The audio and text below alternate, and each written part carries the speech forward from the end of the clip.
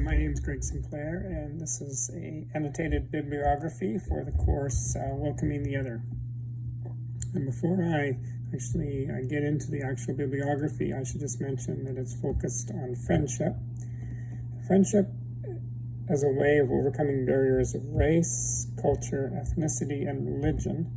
So it's a fairly eclectic list of books in my bibliography. So the first one is a classic on friendship by Brother John of Taizé. Brother John has the experience of hosting many young people at the Taizé church in France. And so he writes about friendship, that friendship is possible through Jesus. Classically, Aristotle would have said you have to have something in common with someone to be friends, but John of Taizé says it is through Jesus that we can be friends, and that friendship is possible through Jesus. And so that's a really important book in my list. And not only is friendship something that we should be pursuing within our own churches, but across churches, across denominations, ecumenically, and also across religious traditions. So also thinking about interfaith friendships. And going on to this book, this is the last book that I read, Words on Fire, and it's more related to communication. I got this book because I'm interested in polarization in our current context. And this book talks about dangerous speech and how dangerous speech is increasing in society today. It's politically driven, but it's also driven by social media and advertising. And so it's really important, if we're going to welcome the other, to be aware of speech that, in a sense, unwelcomes the other or even drives them away or leads to violence. And so in terms of confronting dangerous speech, this is a helpful book. And it's helpful because it encourages us to speak in ways that actually welcomes the other and promotes civil discourse. So that's Words on Fire by Jerry Garcia. This one was a book that was pointed out by a student who was in the Welcoming the Other class last year, Dave Witt. And I really like this book because it's a theology of interfaith engagement, practical theology of interfaith engagement. It's called Faith, Hope, and Love. And in this, Ray Gaston talks about, first of all, using the typology of world religions as a way of educating people to prepare them for interfaith dialogue, then engaging in practices that bring people of other religious traditions together. He's mainly speaking of Christian-Muslim engagement and overcoming Islamophobia. And so he develops a theology that's very practical, using some different theologies, including liberation theology, and he also has a theology of pacifism in his interfaith engagement. And so I find this an extremely helpful book for interfaith, especially as there is much anti-Muslim sentiment in our society today and in our churches. And so to overcome that, we need to find practical techniques of engaging with our Muslim neighbor. Then the next one, along the same lines, because a lot of my work does focus on friendship to our Muslim friends.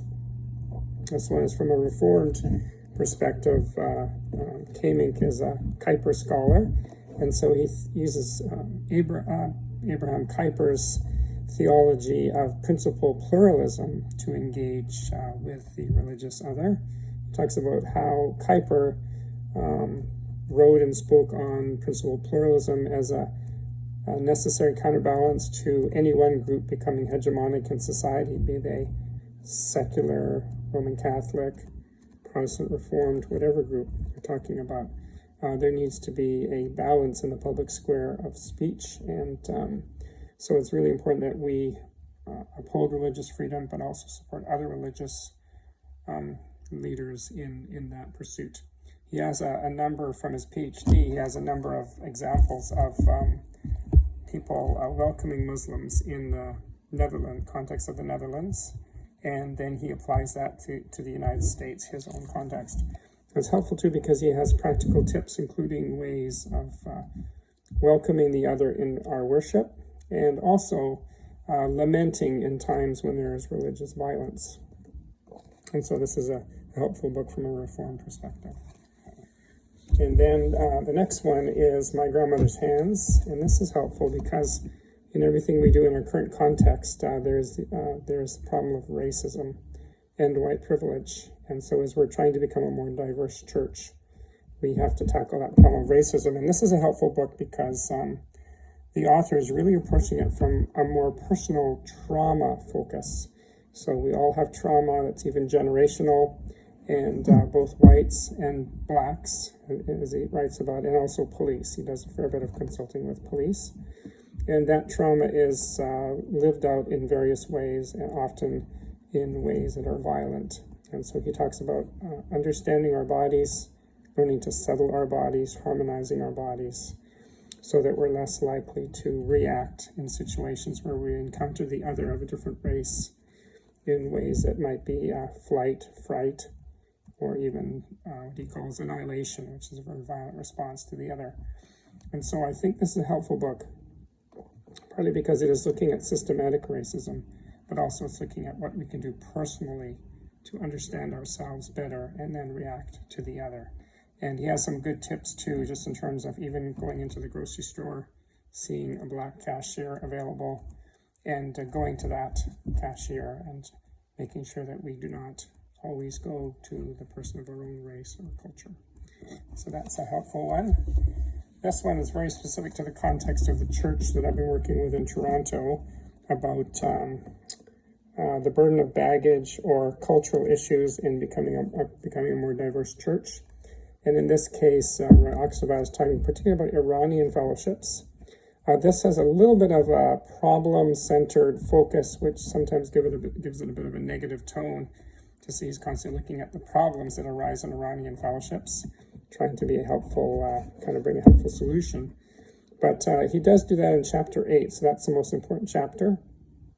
And in chapter 8, he brings a number of recommendations for Iranian fellowships to help them deal with some of the cultural issues of honor, shame, leadership, authoritarian leadership issues, and boundary issues, those kinds of things.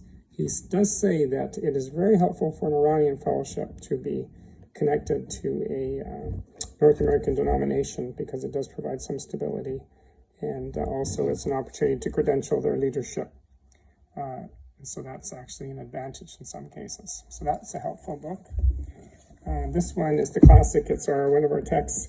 So Making Room, and although I've glanced at it in the past, I was glad to have a reason to read it all the way through, and it's a rich resource, particularly in terms of hospitality and how we can welcome the other. And certainly this comes from Christine Paul's research in 8 different communities, so it's very based on experience and practice, but it's also helpful as one of our big issues, particularly in my denomination, but I'm sure in many denominations, is hospitality and how it has been so commercialized, privatized. We've really lost that ability to open our homes to others.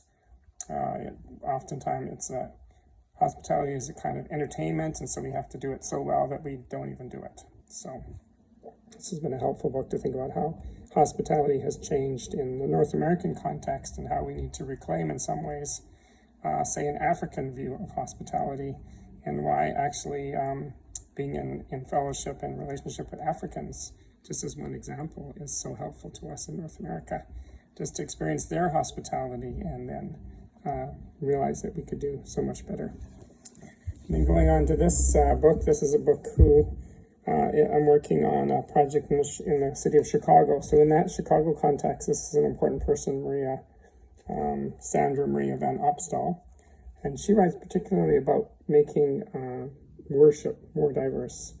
And not just in the sense of singing more global or ethnic songs, but actually empowering ethnic worship leaders and giving them a say in the programming and in the formation of worship, and also allowing worship to expand beyond just the songs, but the prayers, the cultural methods of worship, and allowing that to change along with the different cultural factors in the worship service. So this has been a very good book for me to read, and I appreciate her thought that welcoming is about hospitality, but that it needs to move on to solidarity, where we say we need you in our church fellowship, and then finally mutuality. So our solidarity is where we say we stand with you on some of the issues you face. Mutuality is where we say we actually need you in our fellowship, and we couldn't actually get by without you. So that's kind of helpful.